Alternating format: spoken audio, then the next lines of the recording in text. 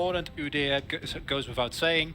DRX is also will pick up the Seraphine. We've seen teams like Gen G kind of opt out of it or even ban it when they're on blue side because it doesn't really fit in their strategy. And this is what we were talking about earlier. Hannah has actually become a force to be reckoned with. And he's had this insane pop-off game on Tristana, and ever since we see it appear every now and then within the ban lists. Also happy to see that we do get the Lydia band, but there's so many power picks to open. Like the Thresh is up, so I think they've already failed the draft. The Thresh. Thresh is so important for both of these teams. Leaving it up is very silly. Not first picking it would be even more silly, and they're going to lock away Kai'Sa instead, which I don't necessarily see as the power pick that she once was. Umpty thinking about taking a horse into the jungle, and he will do so. And Rel is the decision instead of the Thresh. So this is really interesting because this shies away from what I was kind of expecting. Pioshik, don't be scared. He's been playing it in solo queue a lot. I don't necessarily think that in this specific matchup you want to go for it.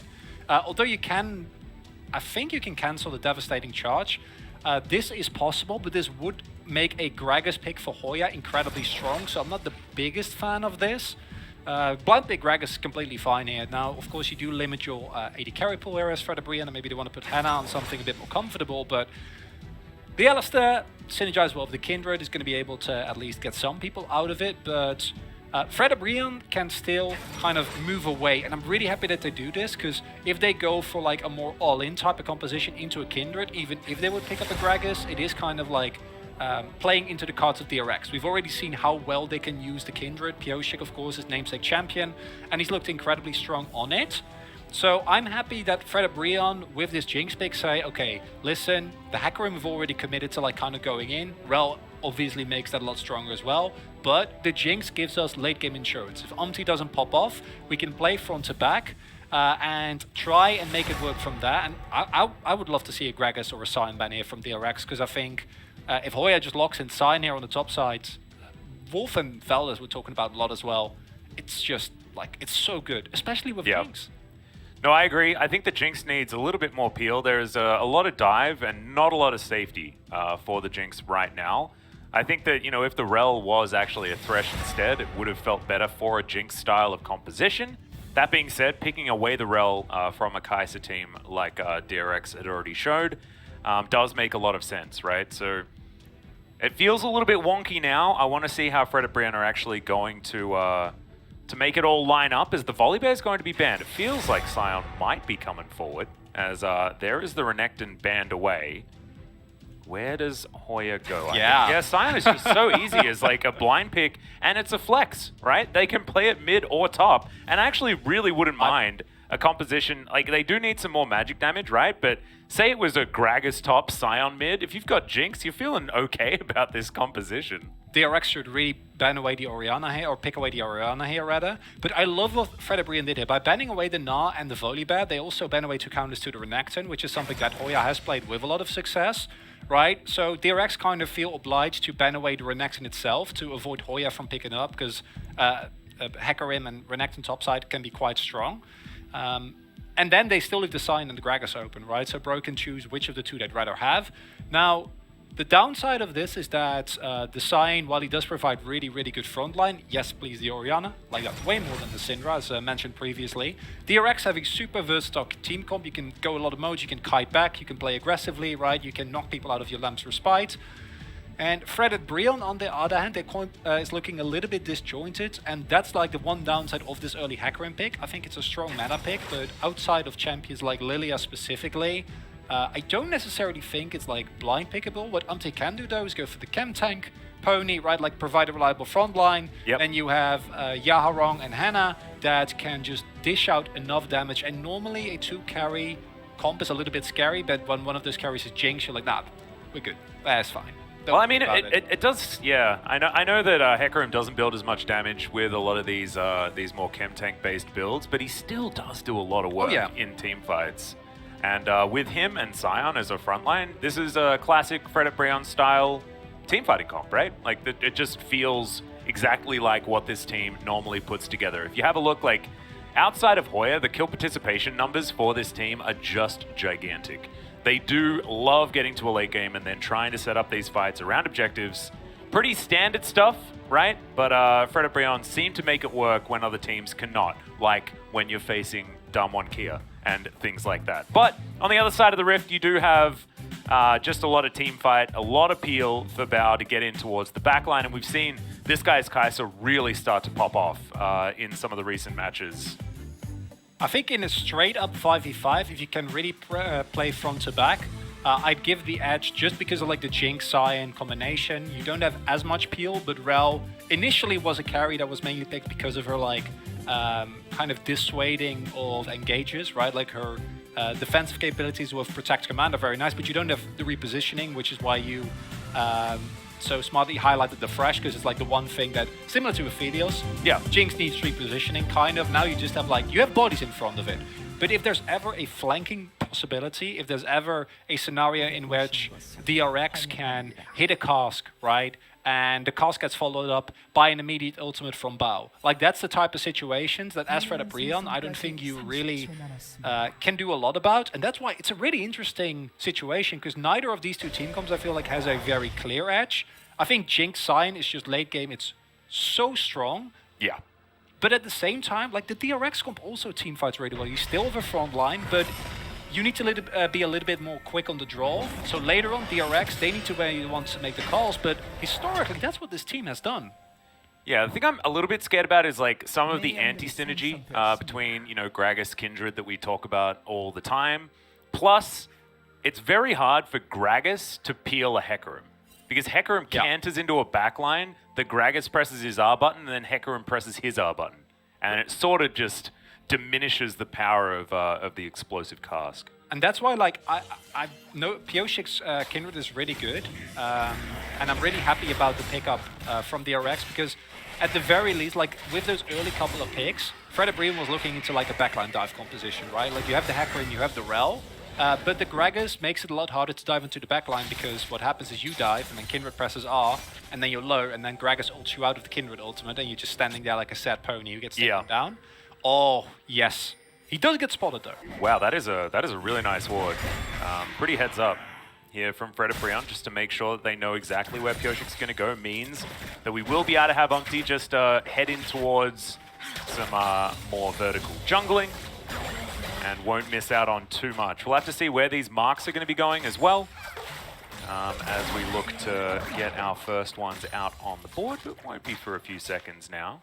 And I wonder whether Umpty can actually do this, because Umpty, there is a ward that might spot him in his own, or in at the entrance of the jungle, and he doesn't have prio in mid or top side. That means that if he goes in here, he's not going to go in. That means like he's going to path into a Kindred that no, he's there. Pioshik is now just going to be able to like move towards his bot side. They're too late. And this is the power of early prio that we talk about so much. I feel like I would have much rather seen Umpty try and go for at least a blue steal here, because now he's going to be put so far behind right from the get. Yeah, I don't know why he didn't just head into the enemy jungle instead. Maybe they knew that there was vision and he could have been collapsed on. They don't have priority in mid lane, so maybe just considered this to be too dangerous. Yeah, so again, as you can see, like the ward is still there. The ward that Solka put there is so good in this situation, because you would 100% know, like unless Umpty took like the long way around, which I don't know if Yarong spotted where the ward was placed. He could have done that, but that takes a lot more time. Created a situation in which he had no prio, so if he went for it, he was spotted, he would 100% be collapsed on. I thought he was diving for a second there. Yeah, I was like holding my breath. Oh boy. And the mark spawns on top side for Pioshik as well. So this is just super, super well played early on by DRX, making great use of the prio that they have been provided with these two picks in the Gragas and the Orianna. And super solid early lead here. Yeah, it's really nicely done. We are going to have the horse move over and grab one, so it's not going to be a 2 scuttle or anything like that, but the mark going over to the Kindred is very, very important. And as you can see in the mid lane, Solka does have a slight advantage when it comes to lane positioning and things like that, really able to open up the map, but it hasn't really spelled any sort of advantage when it comes to farm. And now Umpty thinking about trying to find his way around for a potential gank, as the teleport will come in from Yaharong. And here we go, devastating charge comes down, bubble connects as well, as the flash is going to be used straight into the paddle star. This should be first blood, as Umpty's going to pick it up for himself, and that'll save him in the jungle 100%. And this is the worst feeling as DRX, because your early pathing was so good, you were able to put the hacker in on a 2-camp deficit, and now he was able to pick up a couple of creeps of CS, but more importantly, he gets the kill, which means that early lead is basically negated. He can now clear his top side, go back, possibly make a play towards bot, or look for a jungle invade if he would choose to do so. And Soulka, yeah, getting greedy for the shove it on the wave. You know the teleport is available. And we do see the pings coming down as well. When the bubble hits, don't flash. Like it's just over. There's no use. You're never getting away there. He needed to get over the wall, right? Because this was Ghost Hacker him, but that didn't have 6. But still, you're never going to make it in time. It was a really nice bubble, though. The setup from Yaharon was very, very nice. Also pre-fired the paddle star towards where the devastating charge was going to come in, as we are going to have an attract repel stun. And Pureshik's just dead. Goodbye, Mr. Kindred. Pureshik giveth, Pureshik taketh away is something that we say probably too much, however, remains extraordinarily relevant. I'm a bit perplexed here.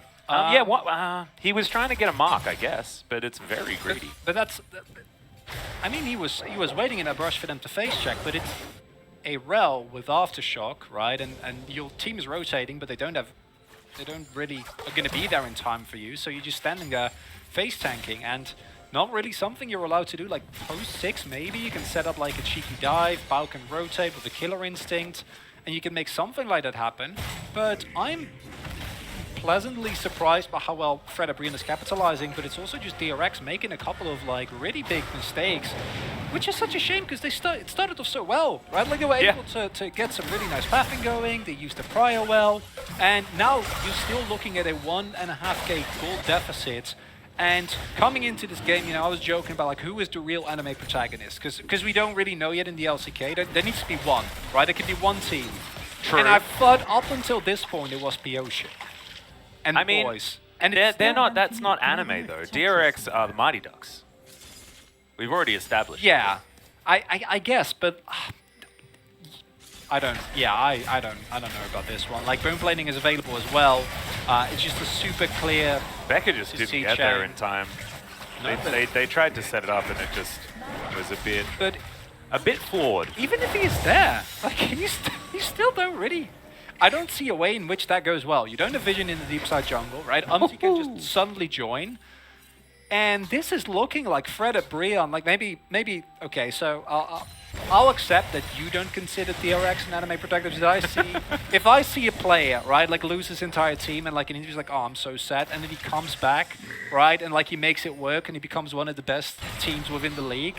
Like that's great to me, but maybe, just maybe, it was Fredit Brion all along. Yeah, that's what I'm saying. Like, we actually have the Mighty Ducks versus whatever anime you like in this particular instance. What is the one characteristic of an anime main character? It's a different color of hair, right? Like, it's like a... Ooh, that's true. Who did they just sub in? Yaharon? Chester Bennington. Who's... Oh, man. Yeah, no, I agree. I think that this is actually like when it comes to like blue shells, like DRX have been a blue shell that's actually done too much winning, right? So that they're no longer actually that. But Fredit Brion are 100% pure uncut blue shell. The plot armor is gone. Well, so is the Orianna in the mid lane as Umpty just flies on forward. It's all too easy. Super Mega Death Rocket just sails by majestically to scope out the rest of the map. But this is just getting too easy. Umpty just like presses his R button and good night, Solka. And look at that flash. That is coming off cooldown now. Yeah. Beautiful timing. Imagine if you still had that. You probably would have been fine there. And it's like a couple back-to-back mechanical mistakes. Now, obviously, like we're having a lot of fun with this, but DRX, they still have a really good team comp, and they are a team which, historically, even when falling behind, still remain relevant if they can drag on the game for long enough. Now, the problem is that if you look at who are getting fed on the side of Fredit Brion, I think it's actually a really big problem because we saw in, I think it was yesterday, how well, or maybe it was the day before, how well a hacker can snowball if he picks up a couple of early kills. Yep. And then secondly, there's money on Jinx. Anna's been able to pick up a first plate, he's able to pick up a kill. And I was saying earlier, Fredit Brion have a comp that really enables the Jinx. Yes, you know, it's not as good as it could possibly be in terms of peel, but even if Hannah can just stand very far away and there's like Cyan, Hecarim, and Rel in front of you, like that's still a lot of safety that you will be provided with. And Jinx, when fed, is just one of the strongest carries in the game. So Very honestly, scary sound. if they can pick up second Drake here, I can see Bro just get the first game here, which is... I think that it's very, very surprising. likely. I think they already had a very nice scaling composition. The Orianna, like, if you're behind the clock as Orianna, you do the most nothing. You just don't do anything in these fights. We've seen a lot of Oriannas be, you know, able to actually create leads for themselves, create that lane priority that you can be so good at. But Umpty, with the fact that he set up a really nice camp and has put Yaharong ahead on one of his best champions, as Bao's going to have his back stopped. That's actually really cute. Oh, yeah, as you said, this is super straightforward, right? Umpty, great onslaught of shadows there, combined with the devastating charge to get the knockback. And I don't, yeah. Deka was forced to ult there. I think he got maybe caught by the light, or maybe Yaharong hit a bubble. Not entirely certain what happened there, but definitely something bad. He pressed R, that's what happened. I can guarantee that that was one of the things that did occur in that jungle. It was a bad news situation. As we do have that chem tank completed already here for Umpty, is going to be going very, very quickly. It's a tank item, but does give Hecarim damage. Heck yeah. As another play for the Jinx on the bottom side of the map. And this is a scaling comp that's actually doing extraordinarily well in the early stages of the game. And that is what I'm very scared about, Chronicler, in this particular one. Because this is also Fredit Brion that love getting towards these team fights, and they can often find them without actually having those advantages. As now Hoya is thinking about just vacating the area, he should be able to, as now DRX is going to try and take down as many of these plates as they possibly can. Fredit Brion doing the same thing on the bottom side. They'll be able to get their third, as Bao is taking way too much damage here from Henna, just zapping them under the turret. Important takeaway here is that this kind of slims the gold lead, because DRX were able to make great use of the Herald to pick it up on top there.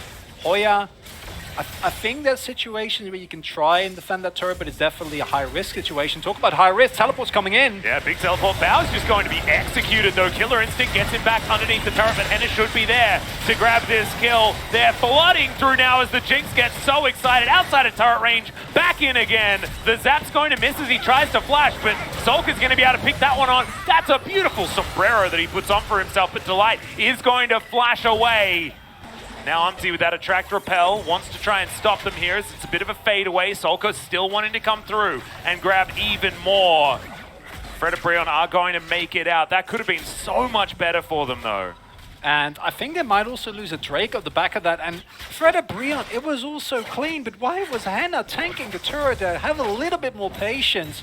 Maybe he felt threatened by the incoming members that were there, because this starts off very clean, right? But there's a couple of key skill shots missed.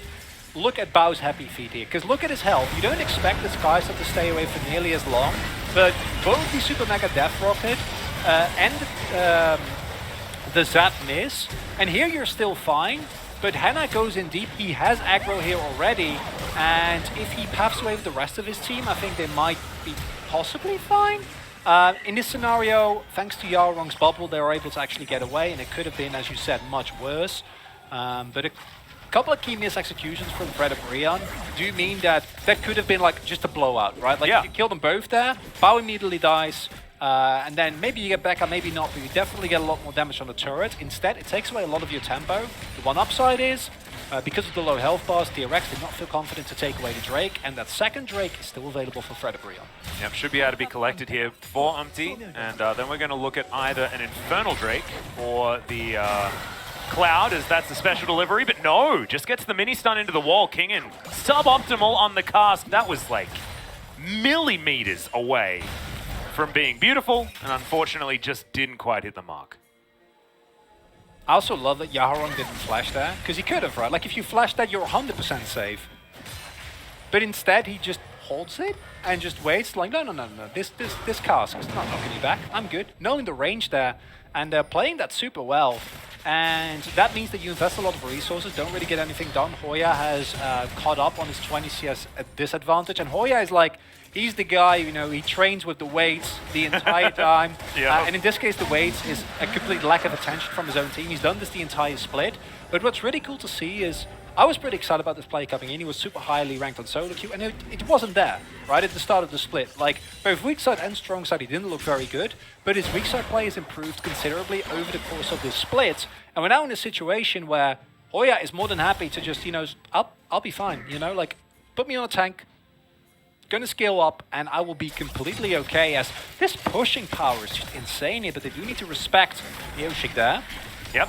Plates have fallen down, so I'm not sure whether... I think they managed to get the fourth one there on the bottom side, as we did have a look at the plate gold, but I just completely didn't absorb any of the information. Just too many interesting things happening on the map right now. As Solka, once again, he's got a lot of attention here in the mid lane, but now it's just Umpty by himself. Yaharong's going to be coming back, no teleport available. And Umpty's just going to say that the Orianna is allowed to survive for the moment. Kindred moving on over, wanting to try and steal away yet another mark. Has 3 right now. The 4th would be so important. But Umpty doesn't want to let this happen. Hoya's moving on down from the top side, as it is going to be the mark secured for Pioshik. But is he going to survive? The train is going to just miss. But the Kindred not going to be so lucky. The fear lasts for just that little bit too long.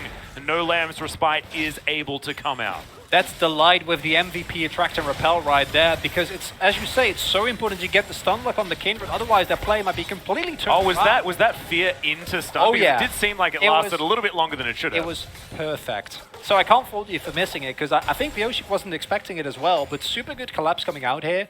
Mark, very big. Giving up your life for a mark, as well as Rift Herald, definitely not old chat worth. We don't take those. That's a no-no. But the Kindred does have those 4 marks that we talk about, so that range is at a much better level right now. As Henna moves back towards the bottom side. Both of these champions do function really similarly in a weird way, because Voidseeker and Zap are basically the same ability. Yep. Like, sort of the poke patterns in lane are very, very similar. And Henna, so far this game, has just been able to make far better use of it. Of course, having a bunch of extra range does help you out. But it's good to see that Jinx, even in the laning phase, is still looking really, really good. And they still have a slight advantage. It's about 1,000. The thing is, I want to go back to the draft here, because both of these compositions do scale quite nicely, but we do need to bring that sort of range problem into the fore, as Umpty's trying to devastatingly charge away, but he's not going to be able to. In fact, didn't have the ulti, so couldn't even get out of that. Good follow flash from Henna, or escape flash, I should say. Allows him to escape Becca's engage, but Jinx's flash much more valuable than the cows.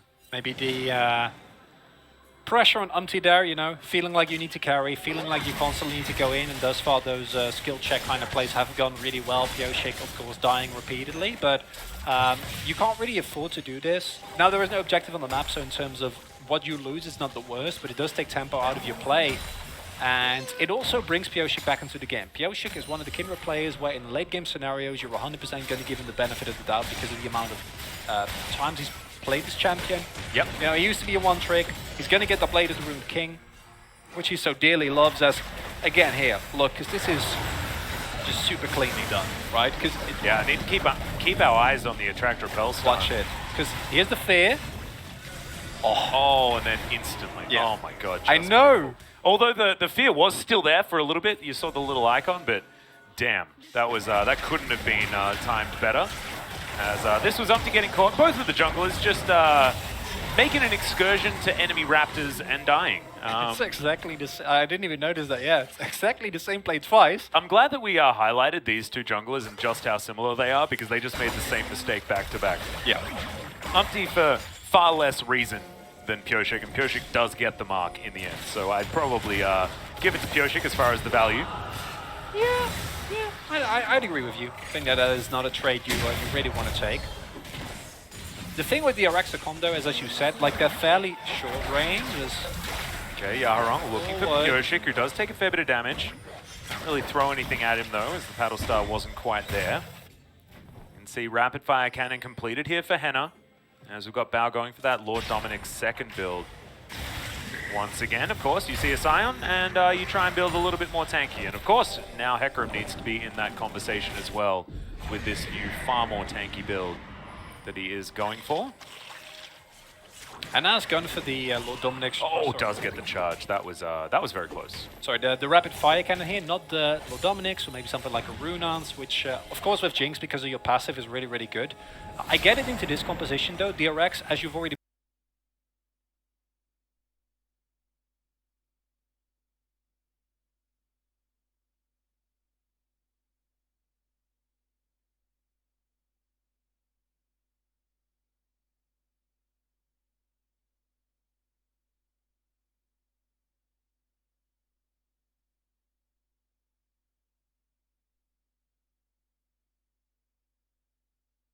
Outside of the Orianna, it's fairly short-ranged, right? It does really well when it gets on top of you. And the rapid fire cannon provides you with just that little bit more survivability. Then you do need to be careful, though, Hannah. You're standing pretty far forward. Yeah, that was a little bit dicey. Ooh. Did know that the Alistar didn't have flash. And yeah. That is definitely very important information, as Yaharong spotted on a ward, not going to be able to find this Paddle Star as the bubble is going to stop this choke. Becca not going to be able to get over there as now Fredit Brion looking for this Cloud Soul point. We'll see whether we can make it a 50-50 as it goes on deep. They do manage to secure the Great Drake on the side of DRX, and now it looks like Fredit Brion are just going to get out of there. Hoya, decently strong in that front line as now Kingan's hopping on over. Umpty spots him. Pyosik there as well as Fredit Brion just trying to get themselves towards this mid lane to lock down the turret. I really do like their capitalization of positioning, and Henna will easily be able to take that one down. It's a shame you lose the flip here, but as you say, Fredit Brion react in the best possible way. They choke away the DRX, make sure that they can't get to the turret, and they will get a lot more mid control here. Wolf's turret has fallen. I mean, I don't know if we should call it Wolf's turret or Zoe's turret. I think either the Zoe turret, and it's a little bit late to be the Zoe turret. I feel like you need to try and get it, you know, around 17 minutes or something like that for it to feel like it's a strategy. I mean, but taking mid turret's always right? good, right? It just feels good. It's Yeah, just right, nice. right. I just wanted to give the man a shout out. Yeah. You know? Whenever there's a Zoe in the game and someone takes mid turret, you just need both of them wolf turrets. Yeah. Whether it's good for the Zoe or bad. Every time. And yeah, the fact that this doesn't go to Umpty is really unfortunate. This would be super good for Fredit Brion if they got into that position. I do like the respect coming in here. Oh, 16 health. Yeah, that's a problem. Yep, and the shockwave landing onto only Hoya is also another problem. If that was on a few more members, then maybe DRX could have actually team fought there. But not going to be so lucky as Pyosik continuing to be frustrating, trying to steal away what he can. I believe managed to get that mark as well. He's sitting on 6 now. One away from hitting another benchmark on his marks. Yeah. And like I said, I think in a vacuum, the Fredit Brion comp just has a way easier time to execute, because you saw earlier there as well, right, where they can just freely contest in River because they know that there's not going to be substantial damage as long as Henna is safe. So Hoya can just move up and take some damage, and they can poke because they will win the poke war. There we go. As pointed out, 7 is the benchmark for the next amount of range increase. Yep, that's when you get to 650 range, I think, which is pretty silly. Unless you start with 550, I'm trying to remember. I'm pretty sure it's 500 range with 0 marks. But sometimes, you know, when you have to fit in so much League of Legends math into your brain, it's very, very hard to remember all the numbers. But I believe that that is correct. A lot of numbers. It also escapes me at the moment. But suffice it to say, 7 marks, good. I can ask the collective. There you go. Sound off. Especially when you are facing down a composition that is going to excel at long range, and you have a front one like Hoya. Well, Pyosik once again going to be diving over. This is definitely a bad place for Pyosik, as like you say, Hoya just tanking up this turret. Okay, I thought maybe we would see a little bit more action, but I think the pace of the game rather is now going to slow down to a point where we will see fights exclusively around the dragons, maybe if one of the teams goes for Baron, but this is something that even though Fredit Brion have a really nice comp that allows them to outrange their opponents, I do feel like they are still at the risk of getting hard engaged on by a Gragas body slam combined with an ultimate from the Orianna or an Alistar going in deep. So neither of these two teams can really go for it. I think DRX is self-explanatory because you're facing down the Zoe, as well as a lot of hard engage, right? So neither team really has the freedom to just randomly start up a Baron here. You need to find a team fight before that. And I don't think either team is really going to look to open themselves up to that. And The average times for both of these two teams wins, or especially their wins, is really, really high.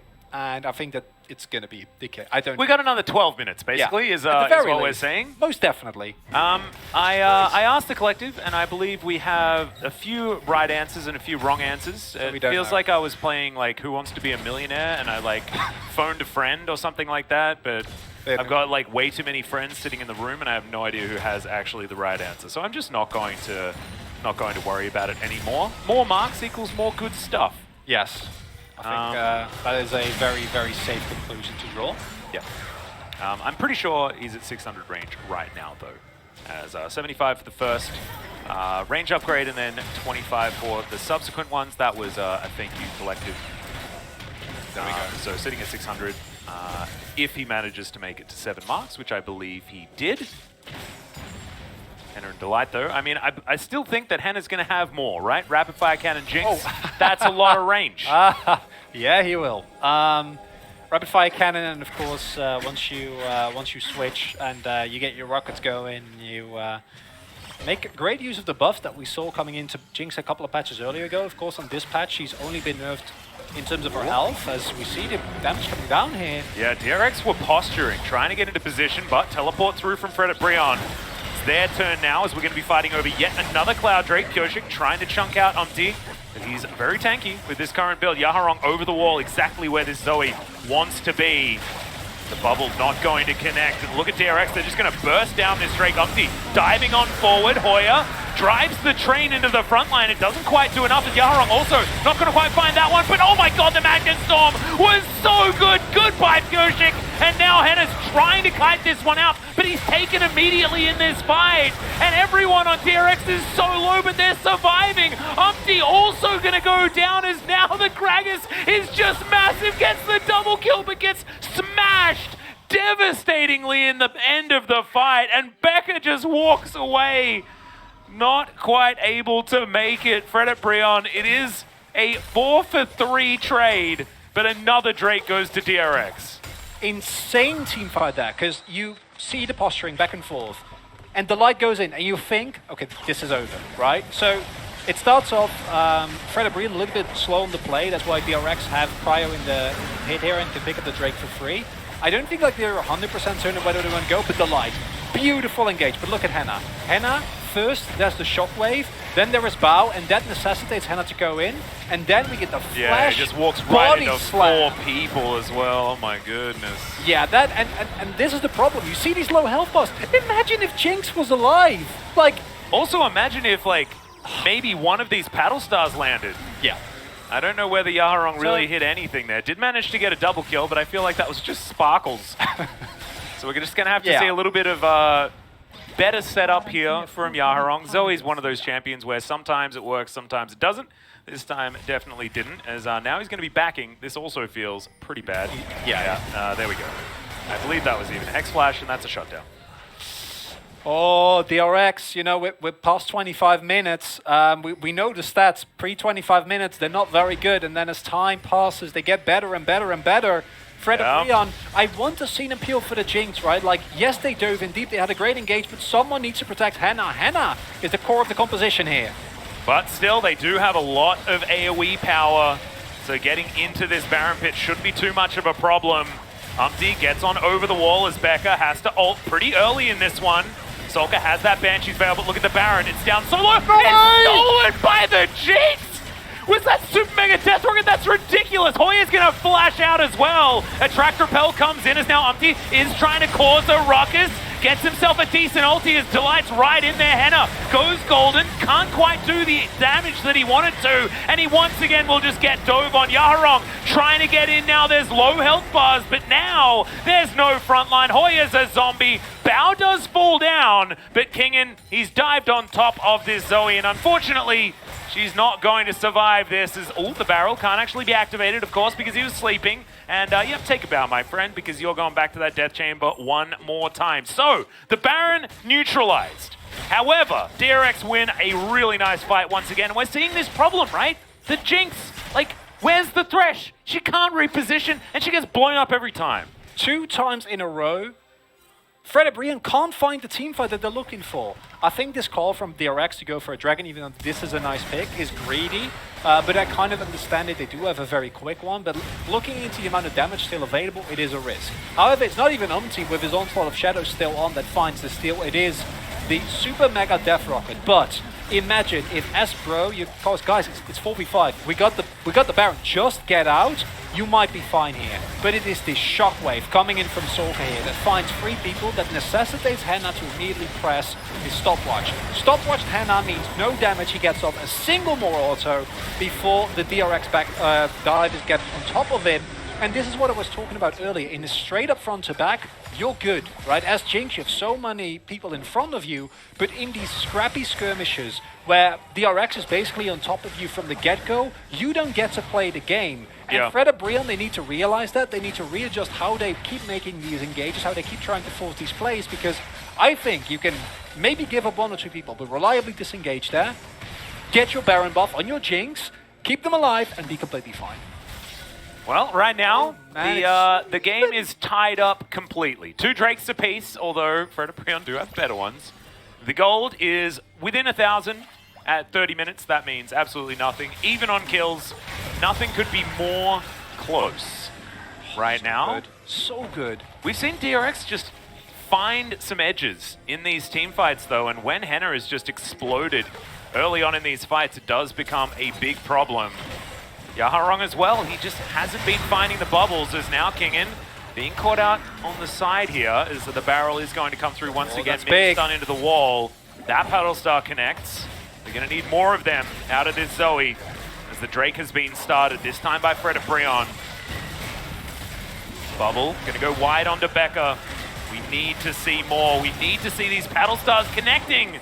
More of them just going wide, going wide. Hoyt soaking a bunch of damage there as a bubble will land onto the Gragas. In goes to life, and immediately he's headbutted back out. Yaharong landing some more damage there as we get the knock up onto the cow. Umti running extraordinarily quickly, trying to take down this Drake as DRX do back away for the moment. Now we're looking for a teleport back in. We've got Soul Point finally for Fredit Brion. That's a 2-man shockwave is decent, but the flash immediately. Becker is going to be deleted as now you've got the follow-up team fight. A double kill now for the Jinx as Henna's positioning is much better. Is slowed down though, and there's another cast to come out. He's going to use that to get into even more damage. And now Bao has pulled the trigger as Pyosik will get tagged, and that's what happens if the Zoe hits the damage. But the Jinx is also going to fall down. Bao is still at basically full health. And Hoya, yes, he's tanky, but will he actually be able to survive? The Paddle Star once again going wide, and Bao's going to cut down the Scion. And the fight is still very, very close, but this time won by DRX. I love that you said that Fredit Brion have the better Drakes, because that second Gragas barrel actually, or the cask rather, made a really big impact in this fight, because yet again we see if someone gets on top of Henna, I can't make the play. From the get-go though, even with the counter, this is the ideal situation. Zoe poking off to the side and Henna able to free the auto attack, right? When this Drakes gets taken, I would have much rather seen the teams back off. But I understand the call from Fredit Brion. They smell weakness and they're like, Pyosik is low, let's try and go for this. Yet again, Solka finds a beautiful ultimate, and then here you think this is over. But look at Henna, he's only auto-attacking King, and the life is up way too far, and so is Umti. And Pyosik and Bao remain alive and are able to just freely auto-attack throughout the entirety of this fight. And that's a really big problem, right? Even with the get excited, you're already too low. Bao on this Kai'Sa has legit been so impressive this entire series. Like, the holding way his killer instinct towards till that very, very end moment was huge. Every time. And I think that this is a place where we can, like, it's really hard to be Henna because you need to be forward, you need to do damage, but you also have no mobility. But you also see why we've been praising Bao so much. Like, the way that he's able to really, in these drawn-out skirmishes, always find the exact right time to go in with the killer instinct, where you're basically guaranteed to make use of it and win the fight. It's just beautiful, and I want 3 games of this, Atlas, because this is so good. We may not have time for 3 games. I mean, it's going to be tomorrow by the time we get to the 3rd if they like, continue going like this. This is not done for the next 15 minutes. No way. No. It's not happening. We're hoping to get to another 90-minute game. Let's go. I mean, all of Riot's changes be damned. We're going to make it. There's 2 Jin Air players on the side of Fredit Brion. We can get there. I guarantee it. Oh, get your Cloud planes up, everyone. We might be in for a long one here because as Fredit Brion, if you're not in a good spot, you can just say by the next... Okay, just let them take it, right? It's fine. Like, they can take this Drake. It's okay. We'll let them have it. And then we can wait for the Elder, and then maybe they give that up as well. The flank here. Yep, in goes King, and the flash body slam is decent onto both of the carries. Henna is just going to get obliterated by the one-man Shockwave, but that's the kind of Shockwave that you're okay with. And you said long game. Well, DRX are saying that this one wants to be over right now. As you can see, Bao getting to work on this inner turret. And we'll see with both of the bot lane members dead, how much defense Fredit Brion can actually put up, because this is going to be base broken and should just be a free Baron as well, unless DRX just want to try and siege some Nexus turrets. I think they can end here. And there is the most reliable damages in there, and DRX, they find these openings every single time, Atlas. Yeah, Yaharong wanting to try and get an execute onto someone, but in goes Bao with the Killer Instinct, gets rid of all of the damage. Umpty relegated to the fountain. Hoya is a zombie. The last Nexus turret will be falling down. It's 8 seconds before Jinx is up, but she's going to witness that 50 gold leak out of her Nexus as DRX do it. They turn around what was a difficult early game.